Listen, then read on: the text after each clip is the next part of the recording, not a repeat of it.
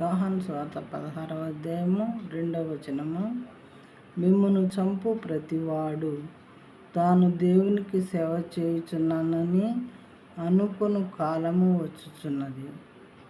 మిమ్మును చంపు ప్రతివాడు తాను దేవునికి సేవ చేయుచున్నానని అనుకొను కాలము వచ్చుచున్నది. చంపటం అంటే సేవ చేయటమా? ఎట్టి పరిస్థితుల్లోనూ కాదు ప్రియమైన వారలారా. వేరే వాళ్ళను మనం చంపుతున్నామంటే అది భయంకరమైనటువంటి శిక్ష. తర్వాత మనం శిక్షకు లోనవుతాము. మరొక చోట రాయబడి ఉన్నది, చంపే ప్రతివాడు చంపబడతాడు అని. మరి బైబిల్ గ్రంథంలో రాయబడి ఉన్నది.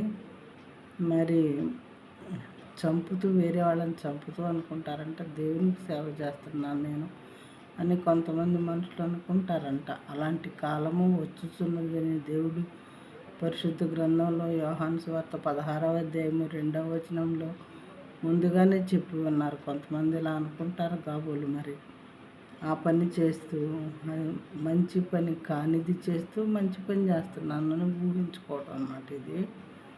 మళ్ళీ ఒకసారి వాక్యం చదువుతాను.